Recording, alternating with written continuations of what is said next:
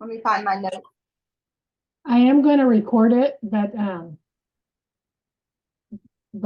not going to share it at this point. Oh, okay. So, I was just about to say, yay, then I don't have to take notes. I can go back and rewatch it. well, most people don't rewatch it.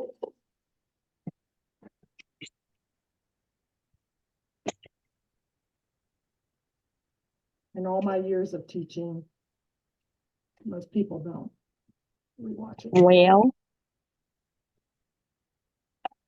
Hey. Can you sit on the other side of the table so you're facing the window? Sorry. That's okay. We haven't even started yet. You didn't bring a chair home. You can grab one of the stools if you want. Or I can just sit on the carpet. Natalie's here. Whatever you're comfortable doing, but I don't mind if you grab a chair. Giovanni messaged me that she wasn't coming, but then she said she was coming, and then Natalie's here now too. So, well, my daughter's in tutoring for an hour and a half. I said, well, that would be perfect. I could come here. Yeah, that's great. I'm glad. Okay.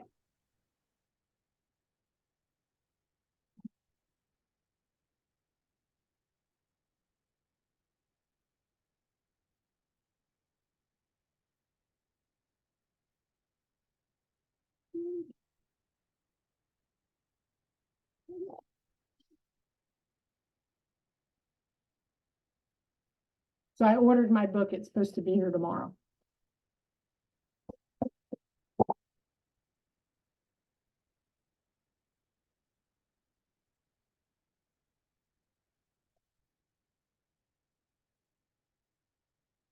I don't know what happened. She just disappeared. could be because of the weather that's moving in.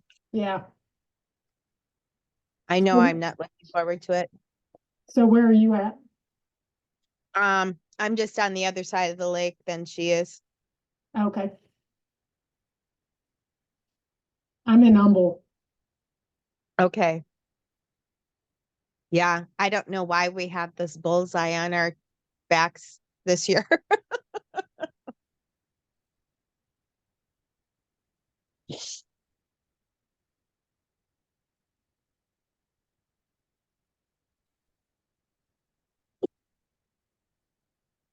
Shows you're connecting to audio. There we go. Yay. My daughter's in tutoring for an hour, a little bit over an hour. So I'm gonna stop by. Cool. Yeah. Okay. So if that, I don't know what that looked like on y'all's end, but I'm at the shop and I don't get like great service. So if that happens again, but you guys can hear me, see me. Mm-hmm. Yep. Awesome. Okay. So this is the book. Y'all see that, or is it fuzzy? It's fuzzy Fuzzy. because of your background. Take your background off. How do I do that? Oh, there it is. There you go. That's good. Yeah. The I am. Okay. It's called AM Discourses. And this is the third book in the series. I am reading the other two, but this one was really has been brought to my attention multiple times.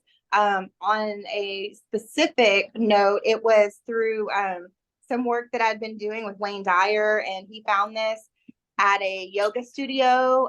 He taught yoga and he found it. And for Wayne Dyer to say that something really enhanced his life in so many ways. And he mentions it in a lot of his talks and books, that I just felt like this was something that I really wanted to dig in for myself. So the first discourse, well, let me back up a little bit. So he got the information, Godfrey Ray King, which is the author, got the information from being channeled, which is information you receive from source, from other beings, from a collection of spirit, kind of how like Abraham Hicks works, right? So he was visiting Mount Shasta, and he was led to this stream. He wanted to get a drink of water from it. And as he got the drink of water, he looked up and he thought that it was another hiker there with him.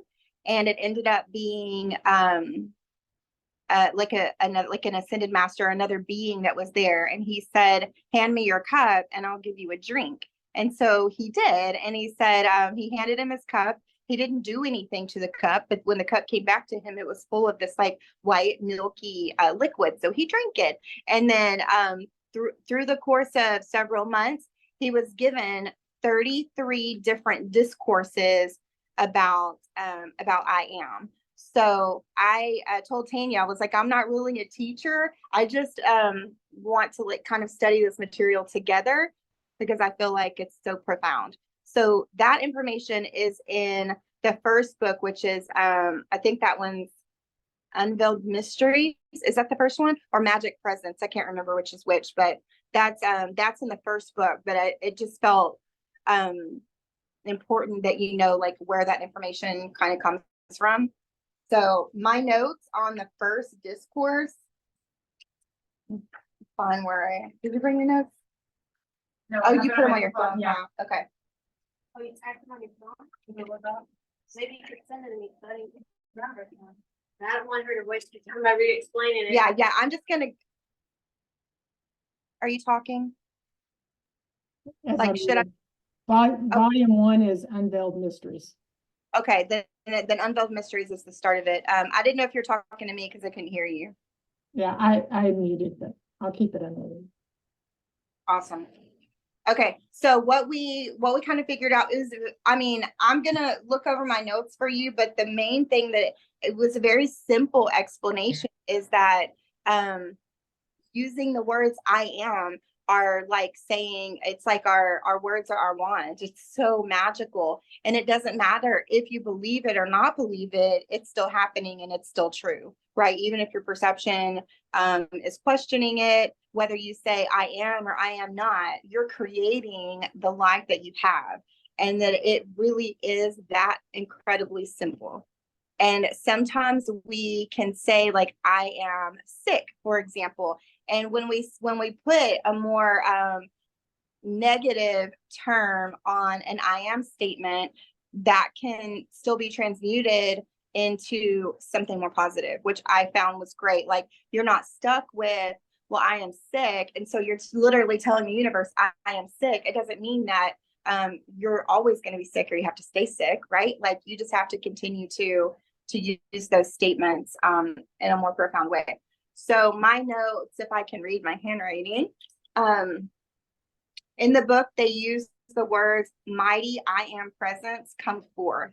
And they say that that's always a call to God presence to pour forth or release the outpouring of perfection, which is the one making the call, the one that's making the call, that's their desire. So it's that outpouring of perfection. And anytime that you're in that God energy or using the I am statement, they're calling that perfection, right? But they're not viewing it as perfection as what we would say as humans as perfection, but more of God's will. They're saying God's will is what perfection is, not perfection and, you know, dot all your I's and cross all your T's and make sure everything's great and perfect all the time. And that God's will is for us to feel our natural state is love, peace, beauty, harmony, and opulence. And Giovanna and I were like, what is exactly opulence? So yeah, so it was our new favorite word. So opulence, the definition of opulence is natural wealth and abundance. Yeah, so we were like, and we have these little opalite rings that we found. Do you have your ring on? Yeah. So we're like, we opulence each other and high five. Yeah. To you, Yeah. obviously, overall. Okay, so God's will for us is perfection, which is opulence, a natural state of wealth and abundance, and love and peace and beauty and harmony. Like that's and it says that anything that's not that isn't God's will. Like it's not, it's like it's false. It's something else. If we're not in that state, it's because we created a state that's not true. You need one of these rings. I have some at the shop. They're just a few dollars. But yeah, they're really cool. Oh, there's this. Uh-huh. How do you have their Yeah. We also learned that the energy can be consumed and transmuted. So like I was saying a moment ago, if you say I am not, then you just want to say, you want to follow that up once you realize it, because I think sometimes we go on these tangents about not feeling well or being sick or being anything other than living in perfection. And we kind of get on these, like Abraham Hicks would say, on a rampage. Or you call a friend and you tell them your problems. But that whole, and we've talked about that, that when you do that, even not intentionally, because as humans, we need to vent, we need to ask advice, right? But it's really important for us, even as the ones listening, to have that conversation with that person that, look, this is like, you're creating this situation. Another quote that I wrote down from Discourse 1 was, I live, move, and have my being and all outer expression in the full opulence of God made manifest in every moment. And then they used the term God in action. So they just said, anytime you need something, then you just say, like, I am God in action, is like, I'm manifestation of God, or I am that perfect feeling of opulence, for example. And another way to transmute something, or when something is happening, and Giovanna and I did this literally the day that we were doing the Discourse 1. We were also about to start this Tony Robbins conference, and my internet was not working. And we had just learned to say, I accept only God. And so when the internet started being sketchy, both of us at the same time said, I accept only God. And that came right back on. Like it was amazing. I was like, we both looked at each other like, did that just happen? Like, so it was really cool. Saying that I accept only God, you mean like the God frequency, vibration? Yes, I accept only God, which is perfection, right? Yeah, like in your life, like, I'm not taking this episode, but yeah. Goodbye, whatever that was. It was like the door was moving or something. I was like, goodbye. You have a little bell on your door, right? Yeah. Some sound when you said that, it's like it's something that left or tried to Oh, say really? something. Yeah, we heard something. She said when I said that, she could hear the bell. Actually, Tanya made that doorbell with the bells on it. Oh. And it's saying that, do you remember exactly what it said about when it was talking about outer expression? What we talked about, your outer expressions, like what you're expressing. I'm sure we'll get to it again, but it was like what you're expressing, like outwardly. I accept only God transmutes and consumes whatever it is that is happening in your life. So if you're in the middle of a situation that you don't like, that you don't feel like is you being opulent, or in the feelings of love, peace, beauty, or harmony, then you simply just say, I accept only God. And that is supposed to transmute and consume any situation. And then it talked about freedom being opulent, and not just, in a political view of freedom, but time freedom, money freedom, like freedom to do anything and everything that we want to do, and to be able to feel opulent in your natural wealth and abundant state. And it also said 3 or 4 times a day. Okay, so everybody's heard like meditation is really important. So what this said was 3 or 4 times a day, still the outer self. If you want something in your life to be still, then be still 3 or 4 times a day. But then it also said, if you need more active in your life, more activity, more movement in your life, then get that movement 3 or 4 times a day. So whatever it is that you're needing is what you're supposed to be doing. And I found that really great for me, because when I do a lot of Tony Robbins work, he's always saying, get moving, change your state, say yes. Like, he's always wanting you to move your body, because Tony's work is about action and movement and growth, right? So if you're wanting that in your life, then you have to do more of that. Discourse 1 also talked about the law of forgiveness. Tanya, have you ever heard of something called the consuming flame? No, Have you heard of it? No, so it's the violet flame isn't the consuming flame. No? No, but we talked about the violet flame. Oh. So the violet flame is a Saint Germain, mhm, right? It's a main flame. Well, he talked about the law of forgiveness being the consuming flame. And I think if I'm not mistaken, did he do the forgiveness decree too? Is that Saint Germain? That we used to say, I am forgiveness acting here, Yeah. acting out all doubt. Is that Yeah. Saint Germain? yeah. I believe so. Interesting. I think so too. So it's all What kind would of you say, like, coming if full somebody force. does you wrong? For instance, like I told you the situation of the septic company that destroyed my property, charged my car, like what would I So- say to transmute that to where favor comes back and I don't feel So all what this, I'm like, I gathering from always this do right what- now is to just say, literally just say, I accept only God. Like, and just continue to live in that frequency of I accept only God. And so they have the law of forgiveness and is also related to the consuming flame. And my assumption is if it's anything like the violet flame, the consuming flame, it says you must know that the flame is the active presence of God doing the consuming.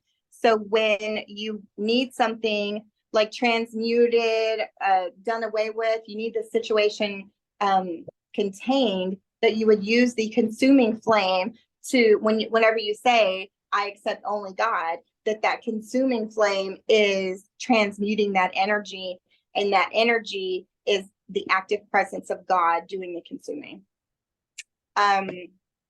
And then do you remember what it said? I wrote attention equals agreement and acceptance. Yes, so acceptance equals agree equals allow. Let's accept that we have our dream life and then allow.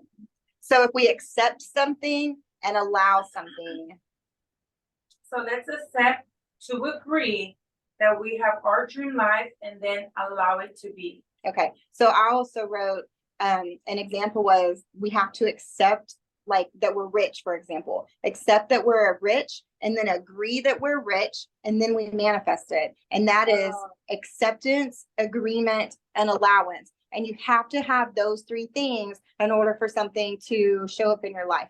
So We call it out as we call what so it's not. we have to we have to accept it, meaning like Who you want. we have to accept it. Like we have to feel it within us. Like you have to have that emotional state and feel it within it that it's You know true. it. Have to accept it. And that can be really hard. You're accepting it, and you're agreeing, this is my only life that I want, my reality. And then you just allow it to be. When you stay in that state. You know what I mean? Yeah. So you accept it and then you're in agreement with it. You're like, you accept, you know what? I have so much freaking, it's easy to talk about like money when you talk about abundance, but Yeah, I'm a it's so much, billionaire. it's so much more than that. But it's easy, like to say, like, you know what? I accept that I have billions of dollars in the bank and I can do anything that I want to do.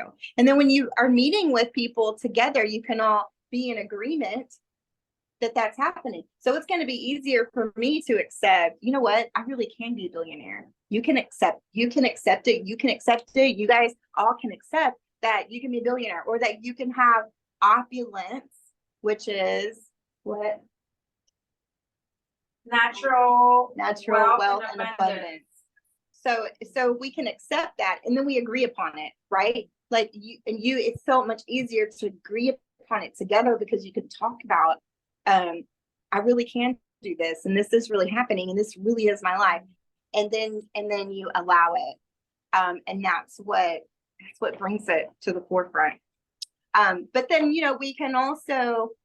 we can create this movement for these things to happen, but then we can also, when we leave wherever we're at, we're not in our group of people, we can leave this space and someone calls us that's not in this space with us and they can start talking about their problems or something somewhere you see on the news or on Facebook or something that's not in agreement with us, right? Something else is not in agreement. And guess what? we just transmuted that like energy and focus that we just put into it. Now we transmuted it. That's why it's really, really important. Just because you're saying something right here, right now, it doesn't happen instantaneously. Like we're not all gonna check our bank accounts right now and have billions of dollars just because we agreed on it, but it doesn't mean that it's not coming. The problem is we make it so hard and life happens to us, right? Things in life like aren't easy. We're living a human experience. Okay, so next was visualization, is having a recall in a mental picture, and you hold it again, you hold that recall, or you hold that mental picture, and that is calling forth reality. So that reminds me of I think it was a Zira Mahon book that I read on the law of attraction, where she teaches you to pre-pave your path. So pre-paving your path every day is waking up in the mornings. I do my little gratitude thinking in the mornings, and then I pre-pave my path. I know what I'm going to do that day, or at least I have a good idea on most days what I'm going to do. You visualize you performing those actions of those things that you want to do. You visualize driving to that location safely, dropping off your child at daycare, making sure that you visualize that your child is happy when you leave. You visualize your child being viewed as this beautiful being that he is by daycare staff. And then you visualize you running some errands and finding the perfect spot right up wherever. If you want to park in the front, you visualize the spot in the front. If you need to get some exercise, you visualize the part in the back. Whatever it is, you're pre-paving that path. You're seeing yourself flowing perfectly through traffic. If you have driving to do, you see yourself completing the task that you've been wanting to do. You perceive yourself feeling joyous throughout the day. You see yourself, you visualize that you made it through your day and that you're home and that don't leave anything out. Like visualize how you want your entire day to be, and be aware of God's presence. See and feel its radiance. So know throughout your day that God is present in your life, and you don't have to ask for God's presence in your life, right? You just have to be aware of it, because just like with the book, whether or not you believe it or not, it's true, right? So be aware of that. And one thing that I like to do in that with something else that I was reading is ask, I say every morning, not every morning, being realistic, but I would like to say every morning at some point throughout the day. I usually remember to say, thank you, angels, for showing up in my life today. Thank you, God, for showing up in my life today, and be in gratitude and appreciation, because they're already there, right? We're already divinely guided, whether we believe it or not, we are. So just being aware of that presence is going to help us a lot. And then it says to stop thinking that we can't believe certain things. We can, as long as we accept, agree, and allow, like it talked about earlier. And then being grateful. I am grateful for the divine presence within me. I accept only God was something that we were kind of left with that day. I am grateful for the divine presence within me, and I accept only God. And if you believe that and you're in agreement with that, then that is what's going to happen. And if you accept only God, then you accept natural state of wealth and abundance and joy and love and peace. Any questions? That's our review of Discourse 1. Yeah. How about you guys? Anything you want to add? Because you did Discourse 1 with me. No.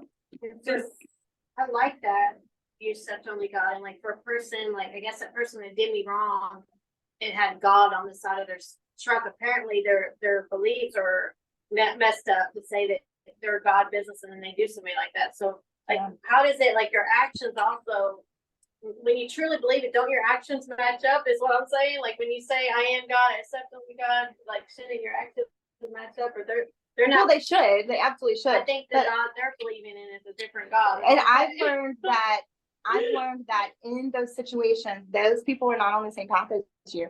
And you have to know that you have to model things sometimes, right? Okay. Like you have They're to. trying to get me caught up in the drama. Like that Exactly. wasn't true. And oh, you're doing this, you're doing that, look what you're doing wrong. And then I was like, Right. okay, cut it short because they're trying to get me Yes. upset. And I had to, and if I really want to show them the true God, I need to stay calm and be like, you know what?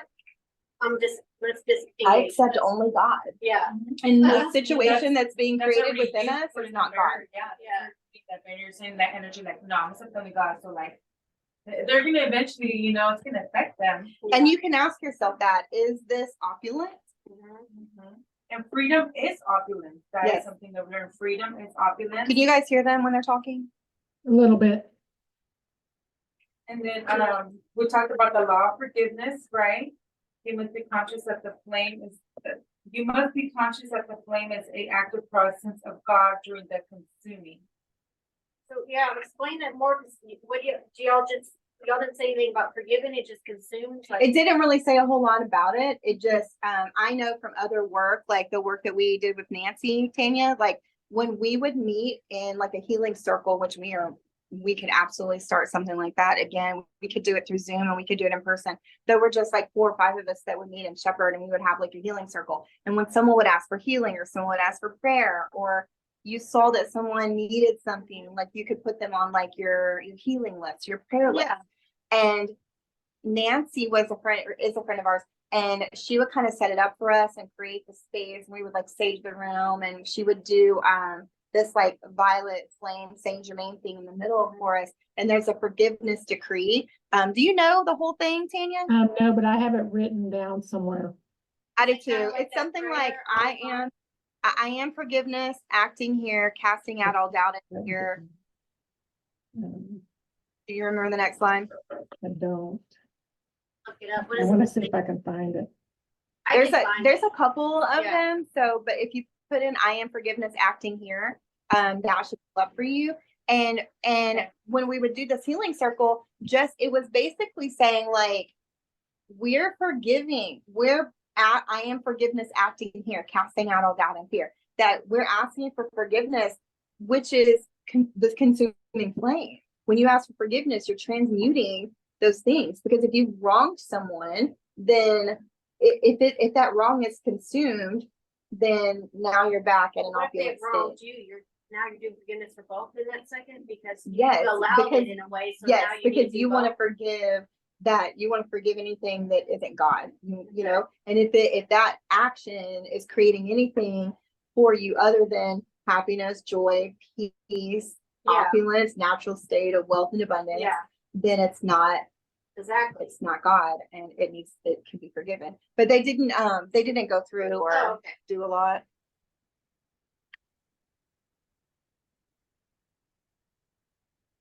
And it in the contents, the only thing in the contents is your 33 discourses.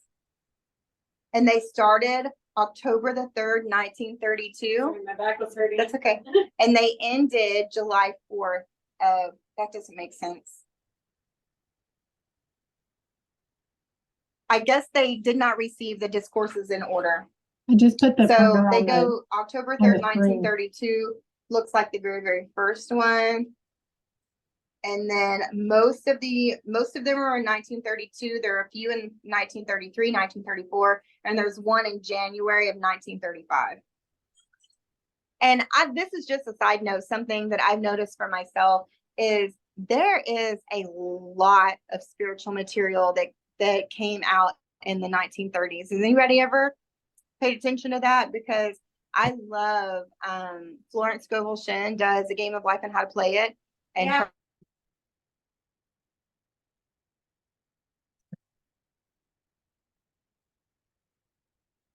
I think Randy just froze again. I think so too, because her screen went black. Yeah. Yeah. Oh. She'll be back. Yeah. So what I'm getting Thank- from this so far is to really to reframe and catch yourself when you're doing those things that are negative. Absolutely. Absolutely. I think we have to feel those feelings, because we're human, Yeah. and then recognize it and then go through the process. Yeah, and forgive yourself for thinking them. Yeah, That's the absolutely. big forgiveness. Yes, I agree. I agree wholeheartedly. Yeah, that makes sense. So, moving on to discourse 2, where's she go? I don't know, she answered the phone. Just Oh, okay, okay. teacher, you have the floor. Keep going. Not a teacher, just Wise guiding. one. Okay, call me wise one. Wise one. I'm opulent. Well, I've Okay. always been told you just have to be one step ahead of somebody else. And if you've already read it, you're one step ahead. I have not read this book. I mean, I did some because I wrote some notes on it, but I'm not really Yeah, that much no, in but it. I meant, but you've read more than I have. I have the book. That counts, right? I have it. Because I don't have it yet, not till tomorrow. I Okay. don't either. So each discourse starts with an invocation. So I'm going to read that. And I am going to read to you. So I'm sorry. It's just the only way we have to do it. So the invocation for discourse 2 says, "Thou infinite, all-pervading presence, thou mighty master within each human form, we acknowledge and accept thy full presence manifest within these forms and within the human form of every individual that God has sent forth. We give praise and thanks that at last we have become aware of this mighty presence to whom we can turn to and recognize the fullness of God's activity, the I am of all things. Greetings to you all." So the discourses are things that were channeled to Godfrey Ray King as well. Like that's how the sessions began. And then I did made a few notes just about what to expect and stuff from the discussion. So discourse 2 introduces the readers to the fundamental principle of interconnectedness and the unity of all life. It emphasizes that belief beneath the appearance of separation and diversity lies a deeper reality of oneness and harmony. Understanding and embodying this truth, that's you're believing in and seeing, allowing it to happen, is essential for spiritual awakening and living in alignment with the divine. This discourse invites readers to recognize the divine unity that underlies all existence. It emphasizes that every being, from the smallest atom to the vast cosmos, is interconnected and interdependent, forming a unified whole. By acknowledging this unity, individuals can cultivate a sense of reverence and respect for all life forms and honor the sacredness inherent in each being. Discourse 2 explores the concept of divine harmony and balance that permeates the universe. It highlights the importance of aligning with the natural rhythms of the cycles of life rather than resisting or opposing them. That the natural rhythms of life is the feeling of opulence, happiness, joy, and peace and harmony. That's what I struggle with, resistance. Like when something seems painful, I have to go through something hard or painful. And there's such thing, it's called the law of resistance or the law of least resistance. And if you're resisting, then the emotion that you're, like Jan said, when you're resisting something, the emotion that you're putting out there is resistance, So like, that's like saying you are not something is you being in resistance. This discourse has profound implications for personal transformation and spiritual growth. By recognizing the oneness of life, individuals can transcend feelings of separation, isolation, and fear, and experience a deep sense of interconnectedness and belonging. This realization opens the door to greater compassion, empathy, and understanding for yourself and for other people, leading to profound shifts in consciousness and behavior. Are you ready to feel all of those amazing things? I'm ready.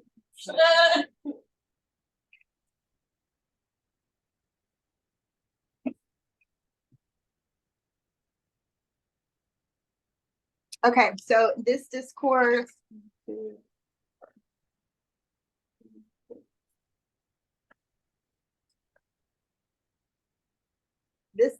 looks like it's about 10 pages, maybe 9 pages, but they're short. It's so fuzzy. They're short pages, okay? So I'm gonna just start. Okay, Discourse 2 was October the 6th, 1932. When Jesus said, I am the resurrection and the life, he gave forth one of the mightiest utterances that can be expressed. When he said, I am, it says screen sharing. Are we good? Can y'all hear me? Yeah. I got it on the screen. Light some sage in here right now. What? I am only God. Accept only God. Yeah. See, we shouldn't ask like what's wrong, right? What Should we is say that? right? What's right? What's good? What's good? Tell me Everything something good. Girl, that's what's a light some sage. There's some right around here. The vibe. Okay. Y'all can hear me? Mhm. Yes. Okay.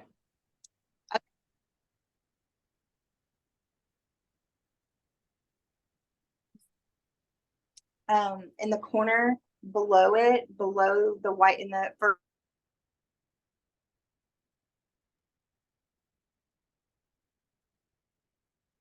You're frozen again. It's okay. Hey, Brandy, turn off your video. If you can hear me, there she is again.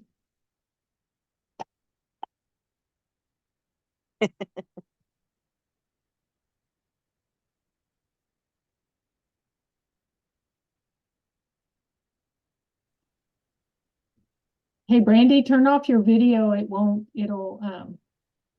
It'll help with the streaming. Okay.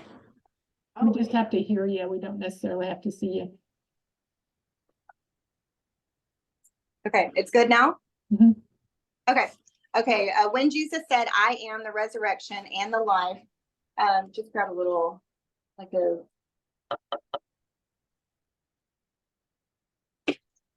Slide a little piece like that. Okay. I am the resurrection and the life. He gave forth one of the mightiest utterances that can well be expressed. When he said, I am, he did not refer to the outer expression, but he did refer to the mighty master presence, which is God within, because he repeatedly said, I of myself can do nothing. It is the Father within, the I am, that doeth the work.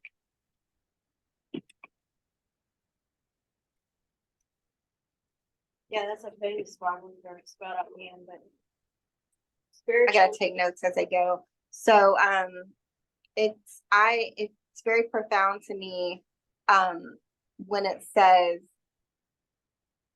he repeatedly said, I of myself can do nothing. It is the Father within, the I am, that doeth the work. I would say change it to spirit or higher self with them, but I don't know if that's religious trauma. I don't take father. I don't know. I do like father, mother. I don't know. Yeah, I don't it bring is. gender in it anymore.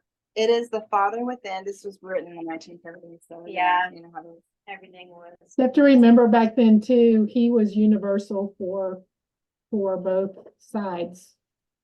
Right. So when they said he, it could be a she. Yeah, that's like There was none of this. You had to identify he, she, whatever. Everything was he. Everything. Yeah. That's pretty cool. it is the Father within, which is the I am, and the I am would be non-binary, that doeth the work. Again, Jesus said, I am the way, the life, and the truth, giving recognition to the one and only power, God in action within him. Again, he said, I am the light that lighteth every man that cometh into the world, prefacing every statement of vital importance with the words, I am. Contemplating I am is anything and everything you wish to be is one of the mightiest means of losing the inner power of love, wisdom, and truth and setting it into action in the outer experience.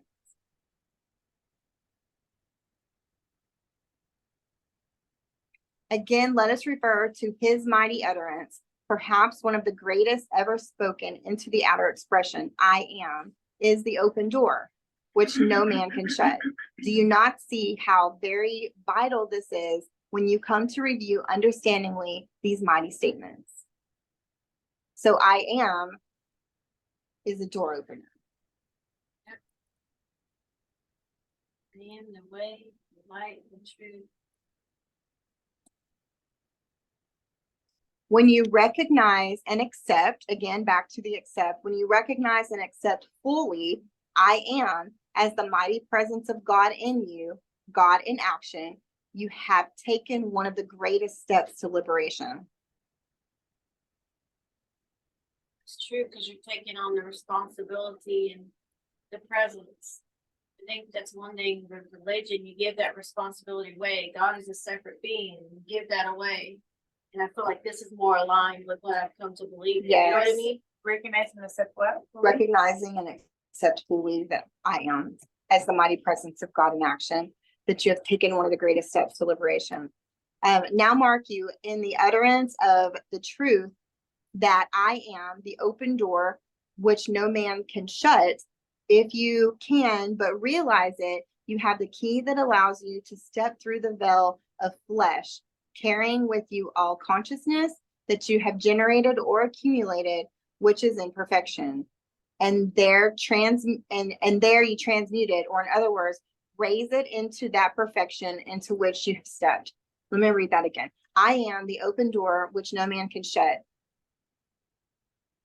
If you can but realize it, you have the key that allows you to step through the veil of flesh, carrying with you all consciousness that you have generated or accumulated, which is imperfection. So it's saying that sometimes the things that we carry with us into our consciousness is imperfect. Like things that you carry with us, things like things that you pick up.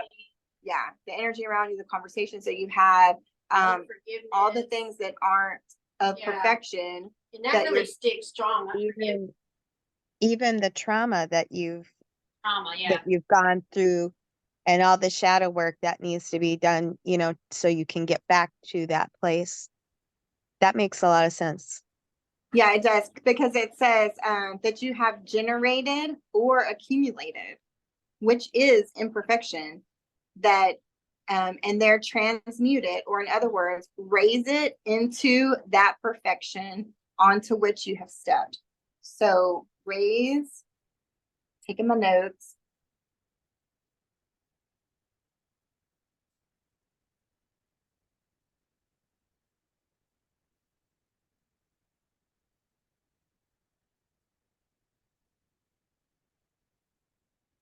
We should do a healing circle just doing this together, like all of our stuff we're carrying, Yeah. and then light a flame. I mean, I'm down for it if we schedule allows.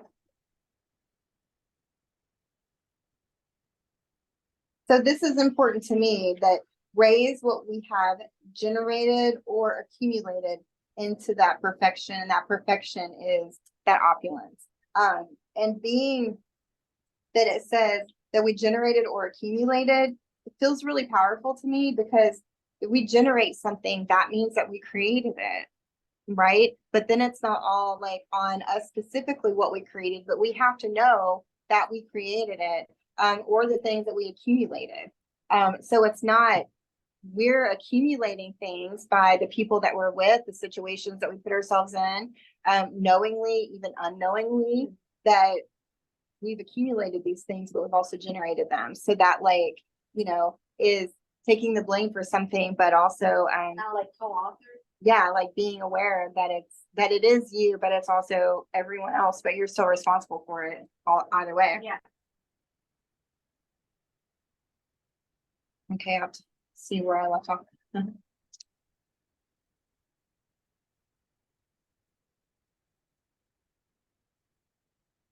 Okay. Too much stress cannot be laid upon the importance of contemplating as often as possible. I am.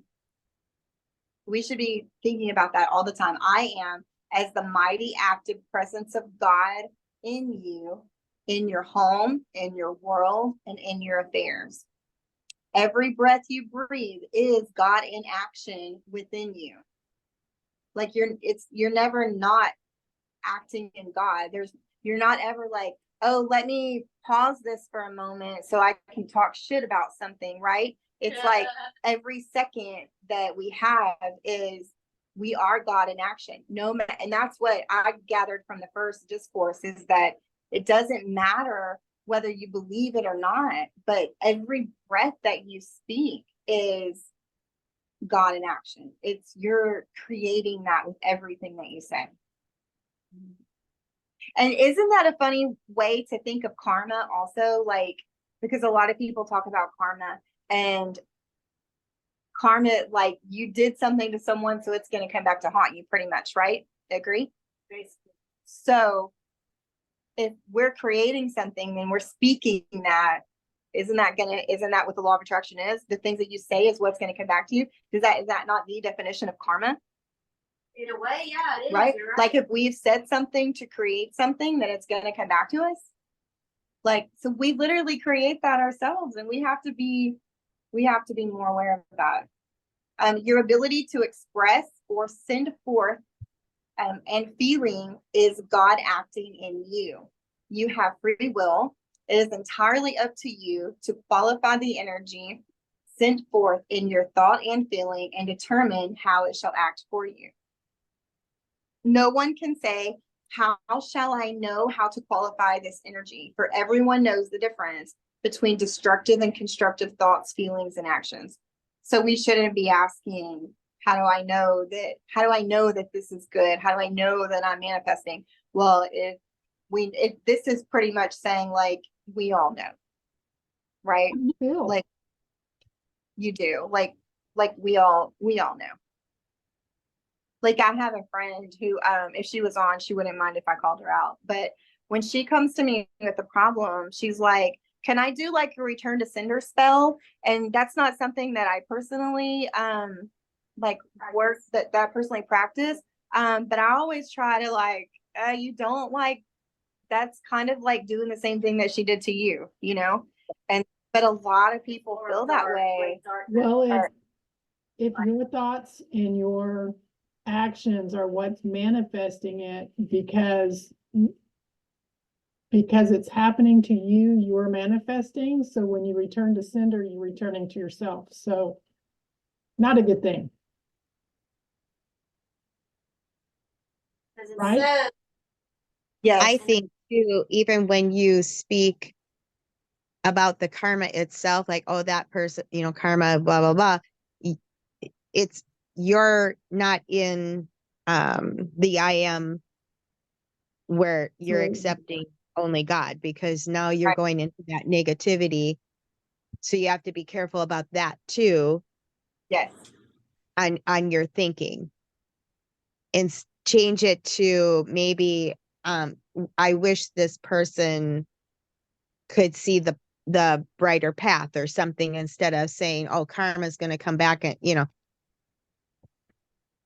Yes, you're exactly right. And then I'm also reminded when you say that is that if, we all come from the same source, right? We all come from the same source. We all come from God, and we are all one. You hear that all the time. We are all one. We are oneness.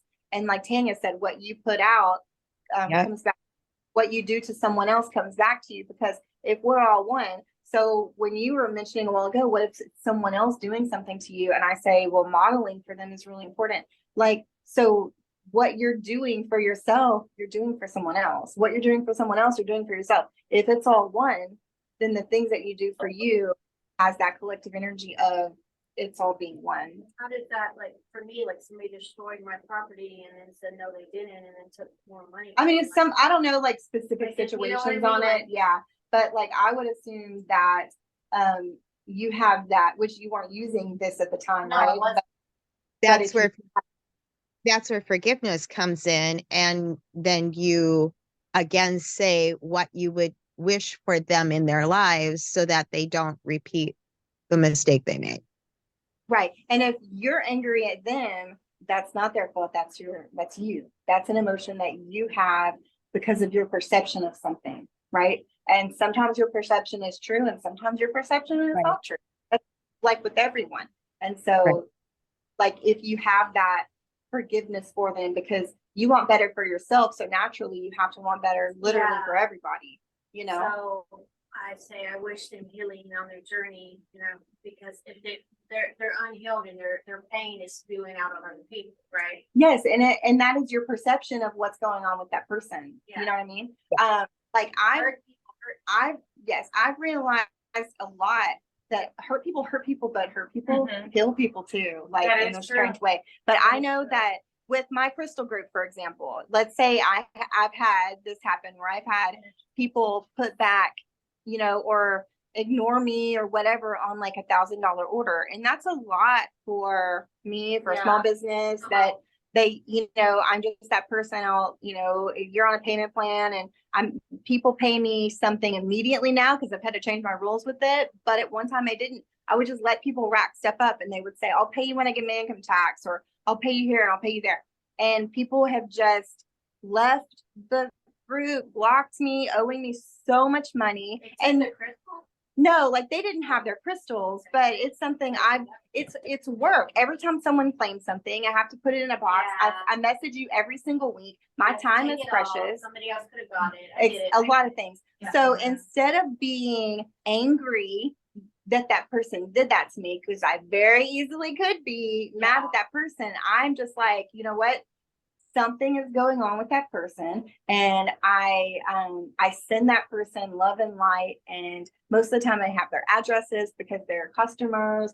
I'll even send them a little letter, and in the little letter I'll say something like, I only send you love and light. If you get to where you're in a better place, reach out to me, you know, something like that. Yeah. So they don't feel that I have anger towards them, and it helps me release any anger that I feel. And I swear to you guys, more times than not, that someone new has entered my group and bought something within that same amount of money's worth that person put back. Or I will post, I'll say, hey, this is a put back. It's a put back box. The whole box is somebody put back. And I'll post pictures of it. And every single thing will sell.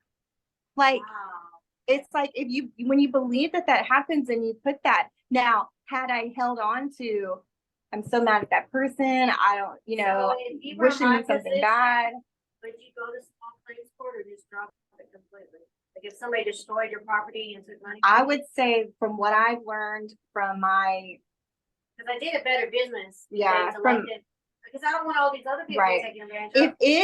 it's causing distress within you, then I would find a way to release it and forgive and let it go, because it's, I really don't want to go to court. over yeah, this. because if it's causing you those It is feelings, causing me stress. Yeah. I try to release it, but it's in my stomach. Right. It's like this madness. so then try to send that person love and light and offer forgiveness and see if that clears the situation. I also find it extremely vital to meditate on it. Anytime that you're unsure of something, meditate on it. And then when you get back to it and you still feel the same, meditate on it. You cannot meditate on it enough, because you might not get your answer within that meditation, but you will get that answer at some point. It will come to you. It'll come to you in the middle of the night. It'll come to you when you're talking to a friend. Someone will give you the information that, I don't know where yet. yes, when you meditate, it literally clears so much space for you, so we can allow those answers to come in. So if you want more peace in your life, just like Discourse One said, if you want more stillness and more peace, then give yourself 3 or 4 times throughout the day of more stillness and more. I just like to, but if you want to visualize how you want the situation to be resolved and manifest it, visualize it and stick with it. Like, no, it's gonna turn out like this. I don't have to go to claims court because it's gonna turn out like Yeah, I this. don't want any. Eventually, they're gonna come and they're gonna put manifest that. Yeah, I'd visualize rather what you that, want. rather than say, hey, I changed my Right. mind, I'm sorry, I was There kind you of go. wrong. So manifest that. If they send you text, whatever, like, no, I'm not gonna respond. I'm not gonna react because I'm waiting for that call that I actually want. You could do that too. Manifest what you want out of the situation. Okay, back to Discourse 2. Again, may I remind the students, and the words that I'm speaking, guys, these are the words that were channeled to Godfrey Ray King. And then they also talked a little bit about when the information was being received. that it wasn't all 33 discourses were not received on Mount Shasta at this stream. They were done at different times. And my understanding is, I believe, not all the same location, but that it said that everyone present could hear and see Saint Germain. So these are like his words. Again, may I remind the students, regardless of their personal opinions as to what the truth shall be, I have proven through many centuries, these condensed instructions now be given forth. If one wants to receive the greatest benefit possible and the comprehension, that will be the absolute, certain freedom and liberation. Listen with an entirely open mind, with the consciousness that the I am, the active presence of God in you, is your certain ability to receive, accept, and apply without limit the instruction which is being given forth with an accompanying radiance, which will enable certain students at this time to comprehend these simple yet mighty assertions of truths to their great blessings and freedom. That sounds really powerful. I'm going to read that again. Okay. Again, may I remind you, the students, regardless of your personal opinion as to what the truth shall be. So this is saying, regardless of what you think, this is true, regardless of any anything that you have, or any, what was the word we used a while ago? Resistance, regardless of any resistance that you may feel, that it doesn't mean that this isn't true. This is truth. These condensed instructions, so they've taken this information and condensed it, is now being given to us. If one wants to receive the greatest benefit possible, do you all want to receive the greatest benefit possible? Mm-hmm. And you want to understand it, that will be the absolute freedom and liberation. So we can understand this as easy breezy. It's like second nature.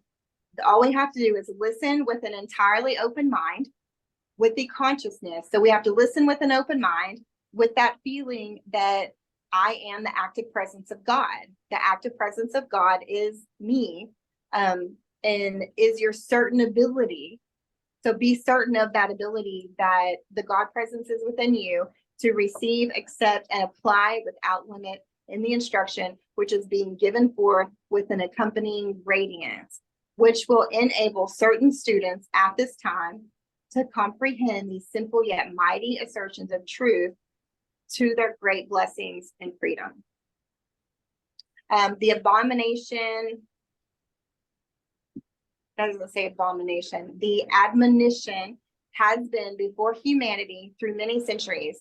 Ye cannot serve two masters. So why is this so? Because there is only one intelligence, one presence, and one power that can act, and that is the presence of God acting in you.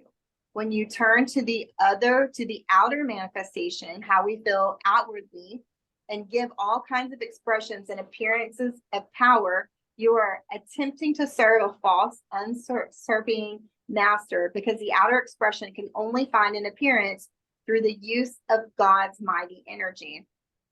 So anything that is reflected within us is going to come back to the God within. So is that your dog? Her little screen. Maybe she paused it for a second, but that's so cute. Her little dog is like this one. So no matter what energy we're putting out there, like, it's all a manifestation of God energy. And so everything that comes in the outer expression is God energy. So it's saying anything and everything is that God presence, because anything created is still God presence, right? That makes sense. So basically what it's saying is you need to look within for the answers and not outwardly. Not So, outward. You know, Because I the really, outward still yeah. came from your ability to lift your hand, and the life flowing through the nervous system of your outer form is God in action in your body and through your mind. Dear students, try to use this simple means as a reminder of God in action in you. When you start to go down the street, think for an instant, This is God's intelligence and power by which I walk, and this is his intelligence by which I know where I am going. Thus you will see that it is no longer possible to go on without understanding that every move you make is God in action.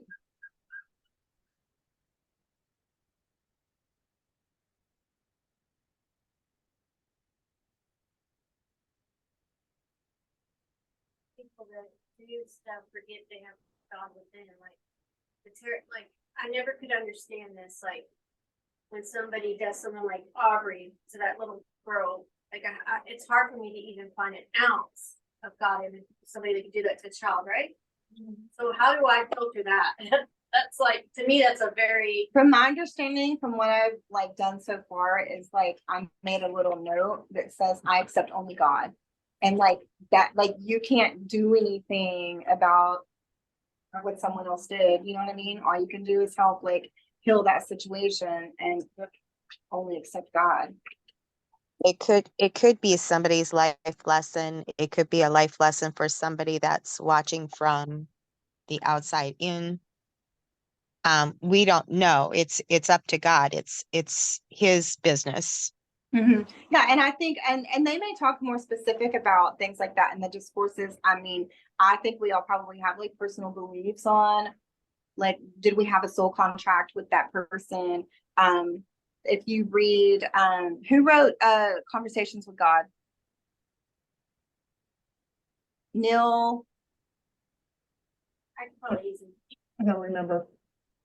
It's Neil something. Conversations with God. He also wrote the little light and Conversations with God.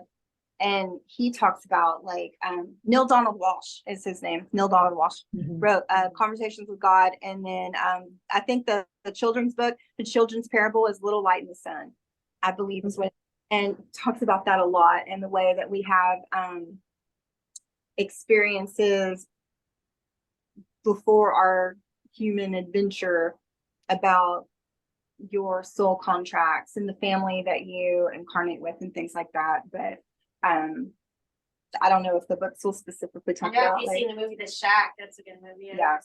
Mhm.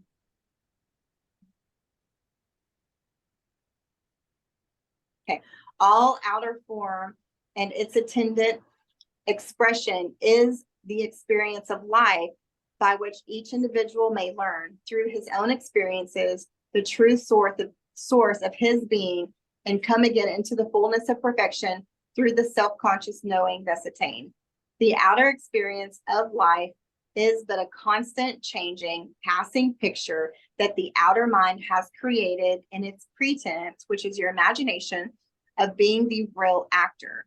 Thus is the attention so constantly fixed upon the outer, which alone contains imperfection, that the children of God have forgotten their own divinity and must come back to it again. God is the giver, the receiver, and the gift, and is the sole owner of all of the intelligence, substance, energy, and opulence that there is in the universe. So everything that is a natural state of health, wealth, and abundance, joy, harmony, opulence is God. And God meaning that, you know, that how you put like your non-binary, it's that energy that's within everyone. If the children of God would learn to give for the joy of giving, whether it be love, money, service, or whatever it may be, they would open the door to such vast opulence that it would be impossible to want for a single thing in the outer expression. I need to write that down. What was it again? Yeah. What was it again? Learn to give for the joy of giving.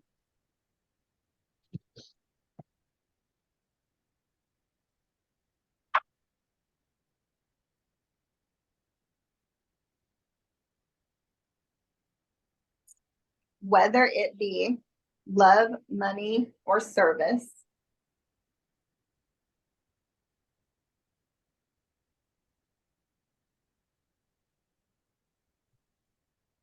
or whatever else it may be.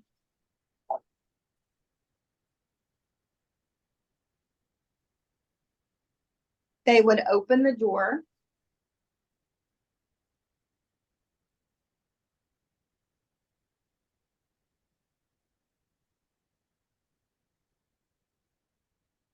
to such vast opulence, which is natural state of health and wealth and abundance, such as vast opulence, that it would be impossible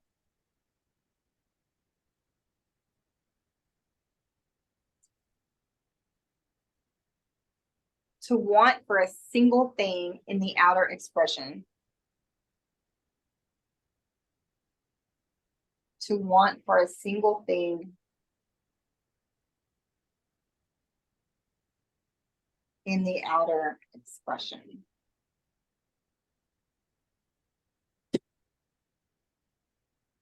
Just popped on my screen, just what she said. If the children of God would learn to give for the joy of giving, whether it be love, money, service, or whatever it may be, they would open the door to such vast opulence that it would be impossible to want for a single thing in the outer expression.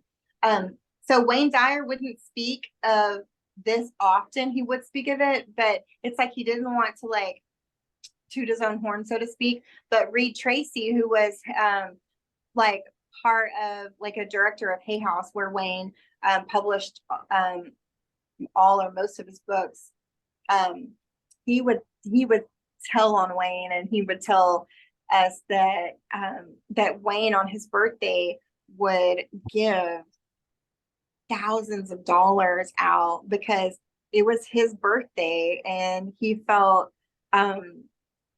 it was very important to him to give joyously to others, that on his birthday he would just give money to like anybody that he came across because it brought him joy, you know. And then he also used the words from what's the other book that we want to do, Tanya? The Course of Miracles. Yeah. It says, where would you have me go? What would you have me do? What would you have me say? And to whom?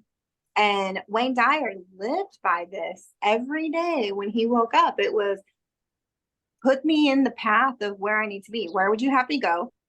What would you have me do? What would you have me say? And to whom? And living that way, literally waking up every day in every situation saying, how may I serve you? Like, can you use that with that person that you're upset with? How may I serve?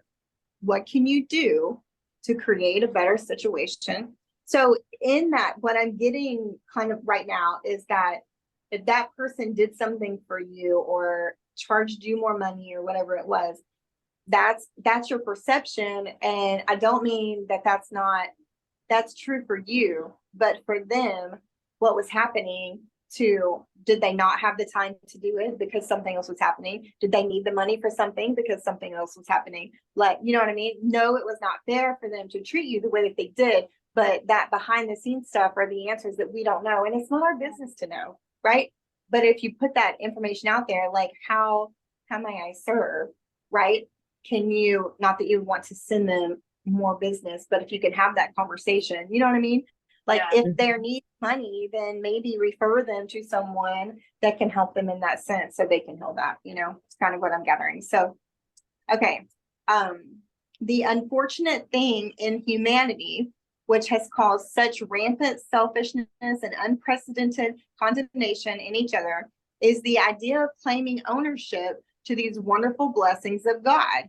For there is but one love acting, one intelligence, one power and substance, that is God in every individual.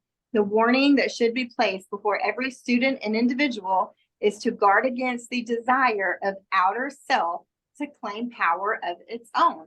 And that would be the exact reason why Wayne Dyer never said, hey, on my birthday, I go and I give thousands of dollars. Like, it is nice. Like, we want people to see what we're doing. We do, like, we're humans. So I don't think it's that we shouldn't, Not about boasting that you're following all of this. It's about, you can feel joy in yourself that you're out there and you're putting out love and all of the things. And you know, if you get recognition, great. If you don't, you know, you shouldn't feel bad that you're not being recognized or rewarded. and you will be recognized and rewarded. And I do feel that in some way, like, so Wayne Dyer may not have talked about what he did specifically, but guess what? Reed Tracy freaking talks about it all the time. Yeah. And the people that wasn't Wayne. That was because Wayne and Tracy were such good friends that he would just tell his friend, hey, what are you up to today? Oh, well, I did this or that. I have an example of that too. Like I love on the homeless community. Like I just growing up, my dad was homeless. Like I just kind of have this like soft spot for homeless people. And my background is in mental health counseling. And so, and because I grew up a certain way, I'm very comfortable with homeless people. Like a lot of people, probably too comfortable. My mom would probably agree, right? Well, I've helped a tremendous amount of people in that area, and most of the time I'm by myself or I see a homeless person and I stop. I don't just like me, like I don't just stop and like give somebody money, but I typically have a conversation and offer a hug and a lot of other things.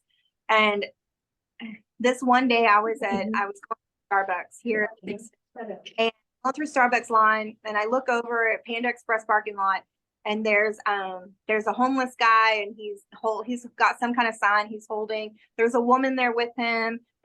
There's a vehicle there. I'm not sure if it was running or if they were living out of it. I don't know. But I happened to have cash with me that day, so I was gonna drive over there and give him some cash. And like I said, I think he was asking for money to fix a vehicle or something. I'm not sure. But I drove up to where his vehicle was and I parked beside him and I got out of my car and I sat on the curb with him and I had a conversation and I asked him how he was doing and I asked him what he was up to. And I just, I gave him some resources of things that I knew in the community, and I gave him money as well. And I left there, and my friend Stacy called me and she said, I just got the most amazing picture of you that I've ever seen of anybody in my whole life. And she was in the Starbucks line a few cars behind me. She said, I witnessed the whole thing. And she was like, oh my God, I know that girl. And so she took pictures of me. So I have a picture of myself sitting on the curb with this homeless man, like talking to him and giving him a hug. And it is so incredibly precious to me that that's so amazing. Yes. And like I would have never talked about that experience. I would have never, I might have told my about it, you know what I mean? But I wouldn't have been like, oh, let me take a picture with the homeless guy and post on Facebook and this is what I did, you know what I mean? But like I didn't. And it was just amazing to me that like, even though you didn't, like you said, boast about what you were doing, it still got noticed, and it was still a beautiful moment for me to have a picture and to share, It's something for you to treasure. It is. Not show, hey, look what I did, Yeah, but look at the impact you had on somebody who did not even in the situation right there, that just with her watching it. So I think sometimes when we do things and we start to boast about it, that we're doing it for the recognition, which is outside of ourselves, when we need to really be okay with it inside of ourselves first before we boast outside. So because people are missing inside, a lot of times they want that recognition from the outside world, but they really need to be looking inside for it. I agree with that. You guys know what time it is? It's about 2:18. Yeah. Is everybody still good? Yeah. I'm good until the puppy wakes up. Okay, I'll continue, and then just if everybody it gets to a point that you need to go for whatever reason, we can stop whenever. I'm still in the middle of the second discourse. So my goal is to like get through a discourse every time we do this, but we did the introduction. So if we if we need to stop, she has to leave at 15 minutes. So we'll see where we're Well, at. y'all don't have to stop if I leave. Y'all can go on as well. Like, don't just stop because I left. That's what I'm saying. That's I not know. rude. I did post in the group a link that I found online that has all the discourses. And I think they actually have an audio of each discourse too. I haven't clicked on it to see if the audio, where they read it. So it might be something that you know, if you're in the car and you need to read one or whatever, but I put it in the Crystal Moon Gathering In the message. Yeah, in the message. Thank you. And that's what I'm sharing on the screen, if that's. Oh, good. Okay, thank you. Yeah, there is a whole thing like I don't know if it's that same website that you shared, but there's a whole It's an audio or there's a whole group. It's like books and they study them, and you can read them for free and stuff like that. I'm interested. Okay, let's see where we are. If the children of God would learn to give for the joy of giving, whether it be love, money, service, or whatever it may be, they would open the door to such a vast opulence. High five. We all got our opulence rings on. You guys need an opalite ring because this is signifying our opulence. That it would be impossible to want for a single thing in the outer expression. The unfortunate thing in humanity, which has caused such rampant selfishness and unprecedented condemnation of each other, is the idea of claiming ownership of those wonderful blessings. Moving forward. Okay. There has rarely been a correct understanding of supply and demand. There is a positively abundant supply, omnipresent, but the demand for it must be made before the law of the universe permits it to come into the expression and use of the individual. So like we have to ask for it. In order to receive it, we have to ask for it. And I learned a long time ago, do not even remember where it came to me at, but it was that if our supply is God, it is endless. It doesn't end. It doesn't stop. My job may be a vessel. Your job is a vessel. Everyone that pays me is a vessel. Everything is a vessel, but it all comes from God, and that doesn't end. So there is no having to like work aside someone that may be doing the same thing as you, or you know what I mean?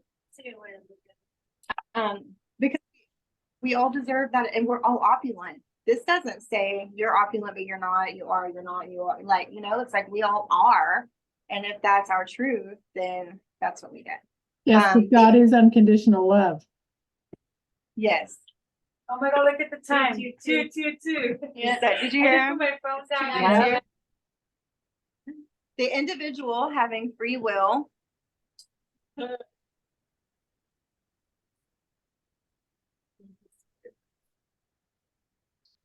I am that. The individual having free will must consciously, with full determination, make the demand, and it cannot fail to come forth into expression, no matter what it is, so long as the individual holds an unwavering, determined consciousness. So hold an unwavering, determined consciousness.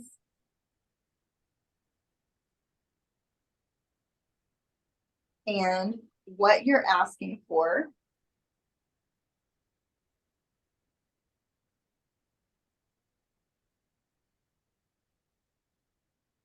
cannot fail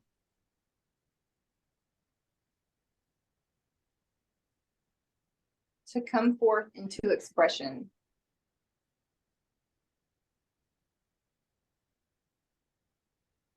No matter what.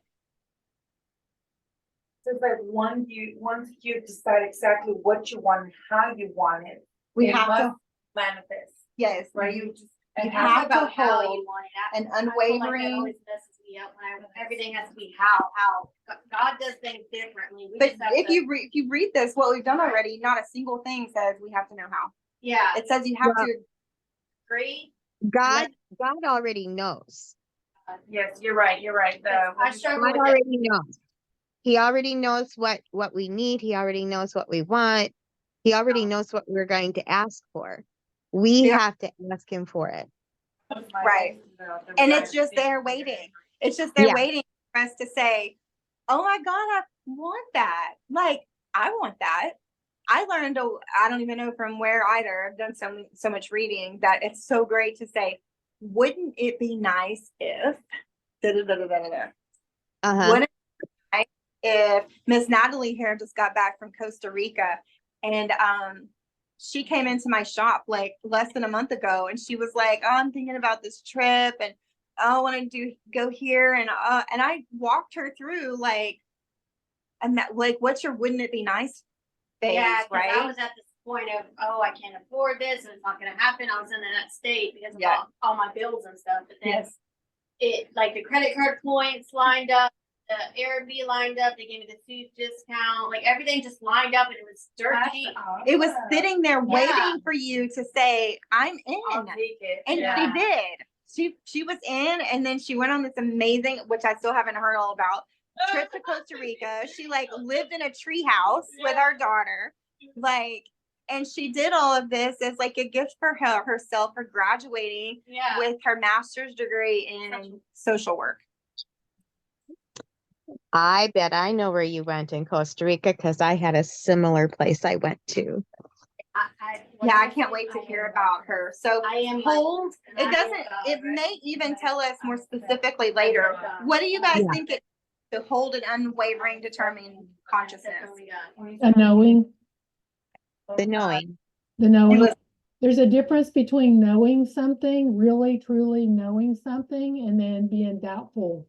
So when you're Yes. doubtful, you're not knowing. And you're wavering back and forth. Yes. So when the doubt comes in, you're wavering. So that unwavering is that knowing without a doubt. Okay, so hold an unwavering, determined consciousness. What do you guys feel like that means? Because you look back at your notes, it says a knowing is accepting, agreeing, and allowing, right? So to hold an unwavering, determined consciousness, I also feel like that could be meditation, because meditation, you're creating a sacred space and you're holding it. So if you hold an unwavering, determined consciousness, like you're creating a space for a length of time long enough for you to feel like you have accepted it, you agreed upon it, and then you allow it. It's like to believe in what you want without a doubt, right? Yeah, without a doubt. And trust, of course. But for telling, for instance, if you tell somebody that, I would say just speak Trust. in it, because some people, for instance, if they have like Speak it. anxiety or chronic PTSD, they Right. don't always feel it, but they speak in it. Like, Yeah. like no offense. I'm just No, you're coming good. from a person that has And overcome speak it with this. friends. Yeah, speak it in. Speak it with people that are 'cause my like stomach you right are. now might not say, like somatically, it's Right. but I'm saying it and I'm still thinking it and believing it, but I don't know. You know what I mean? I think it's, I would try to say, like, I'm trying to say, I am abundant. Something inside me still makes me feel like I'm not, it's still unwavering because you're doubting it. So you need to go and work on that inner work, that shadow, and sit with it and be like, okay, why am I feeling this down? What is this? And that's the shadow work that you need to do to make that belief unwavering. And that's when you also, I accept only God. Yes. Right. So we want to know what it is, like, not like, well, we can probably come up with a million things on what it is not, you know, but like, what is it? It's meditation. It's knowing without a doubt. It's trust. It's speaking it with friends. And balancing, like, It's also not allowing the negativity to creep in. you know, if you study psychology, you know, like it's all Yeah, that's balance. really, really Yeah. important. And that's so easy to do because we're living a human experience. Yeah. You know? Right. But that's also why it's so important to have a group of people like this that you share those thoughts with, you know, or yeah, to have that, like, to hold that space for you when you're having a moment, like, and I call you and I'm like, oh no, this, like, no, like, we're gonna stop that. So me being here today, where everything lined up for me to be here today, I needed to hear all of this because of a phone call that I had to make yesterday. That's amazing. Call it in and see it. Yes. Isn't that what a sisterhood is for? Like you said, I could call it on and see it in you for you. Because in your moment, I could see it and call it in for you. I don't know. I believe that. Like you can do it. It's rarely been a correct understanding of supply and demand. There is positively abundant supply omnipresent. I'm just rereading this again. But the demand for it must be made. The demand for it must be made. Hold on.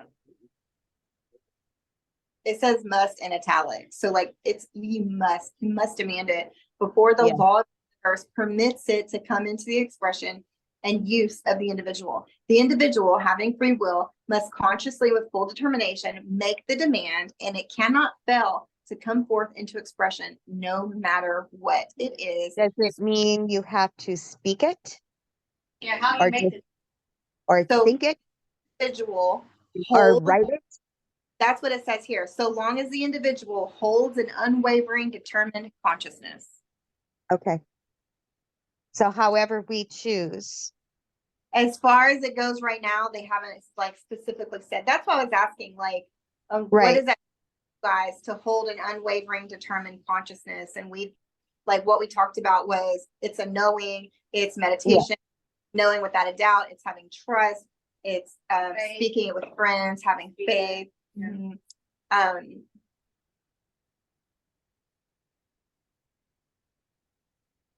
I'm gonna go. All right, don't go back. You gotta go. This simple statement, used with sincere determination, I am the great opulence of God, made visible by, and my, hey, this is recorded too, so you could, it's recorded. Yeah, I'll share it in the group.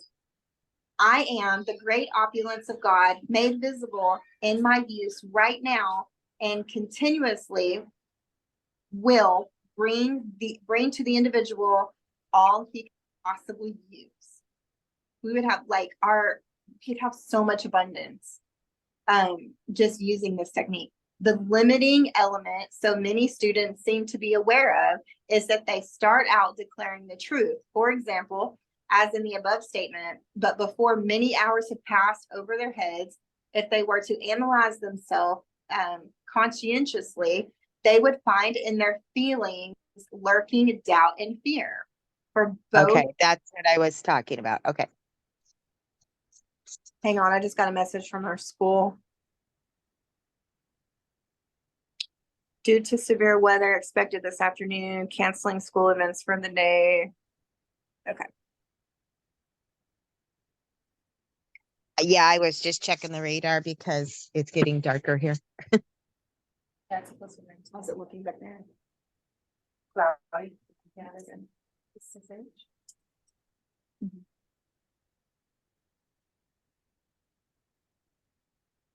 The limiting element so many students seem to be aware of is that they start out declaring the truth, for instance, as in the above statement, but before many hours have passed over their heads, if they were to analyze themselves conscientiously, they would find in their feelings lurking doubt or fear. So we have lurking feelings of doubt and fear for both of these, with both of these feelings. Naturally, this neutralizes to a large extent the constructive force that would quickly bring about fulfillment of the desire or demand.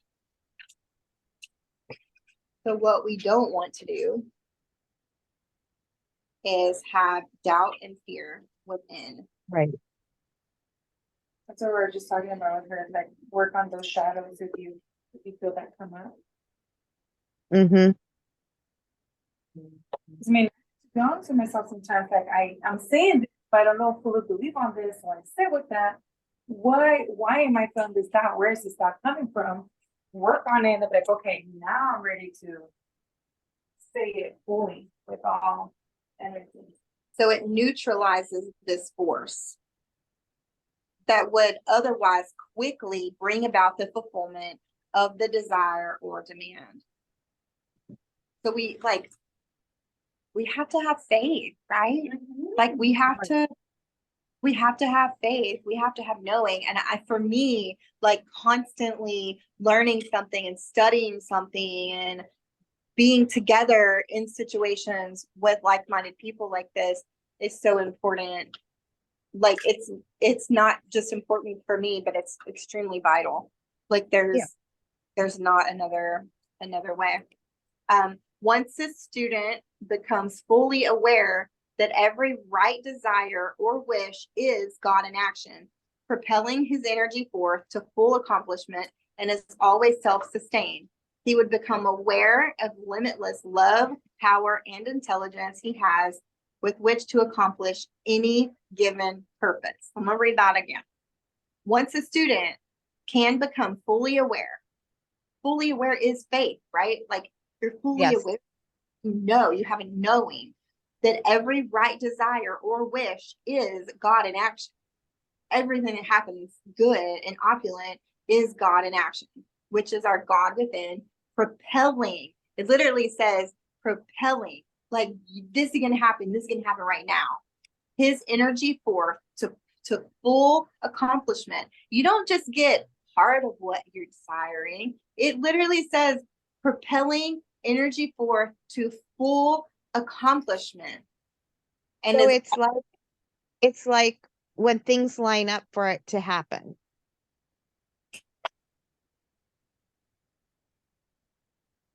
Yes. There's no pushback. There's, everything lines up for it to come to fulfillment. That's what I call the law of least resistance. Well, nothing resisting you, doors are coming up, everything seems so easy. That's how it's supposed to be. It's supposed to be like, why do we choose things as humans having a human experience? We choose hard things, and I don't know why. Programming. Well, society programs us that way. Yes. Limiting beliefs. Right. Fears. Right. Well, but we also have people that we interact with that have, their actions may not totally line up with, you know what I mean? Like we can't, and they give you doubt. Right. They give you doubt, or they, in my mind, there are stepping stones that we're supposed to complete to get to our journey or our purpose. And if somebody missteps, it kind of pushes you back in your journey because there was a misstep. Does that make sense? It does. And then when things happen, like when we see dumb stuff on Facebook, when we watch the news, but we've created that. Our Facebook page most of the time shows us things that we've subscribed to. If we didn't want them, we would have unfollowed them. If you don't want to watch negativity on the news, you don't watch the news. Right. If you don't want those things in your life, then you have to consciously be aware of them and let them go. And then happen like with Audrey, Natalie mentioned earlier, like it's hard to not, how do you not, out a situation that is everywhere around you, Right. Because everybody has free will to make their own choices and follow who they want to follow, whether it be the light or not, And then this, like the paragraph that I just read, it's talking about self-doubt. Yeah. Like that little still voice within us that right. I know. Do I deserve it? If you're asking yourself, do I deserve it? Can I really want, will I really receive this? This is what I want, but am I worthy? Yes. Yep. I think it's starting to rain. I hear big drops. The It Cosmetics girl, Jamie Curtis Lima, she Uh-huh. has a book out called Worthy. And I believe on the 20th of this month, she's doing a free workshop if you buy the book. So I really want to do that workshop. Are you in Alaska, Jan? I am. Well, I'm just on the other side of the big bridge. Like Point Blank area? Like Yeah. that way? Yeah. Okay. Did you hear the raindrops? Yeah. Are you Well, we'll have 1, 2, I think 3, I'm 4, 5. gonna have to, I gotta get them outside before it totally starts Yeah. pouring. Thinking Okay, we bye ladies. a good time to stop. Yeah, we could pick up here. We just got to Polk County. Okay. So yeah, I probably need to go home to my doggies too. So mark Okay. your book where we left off, and we'll pick up here. Stop middle of page 18. And then maybe if we can try to keep it for about an hour and 15 minutes. Gotten through it today, but I did like that review of Discourse 1. So Yeah. Yeah. and then Discourse.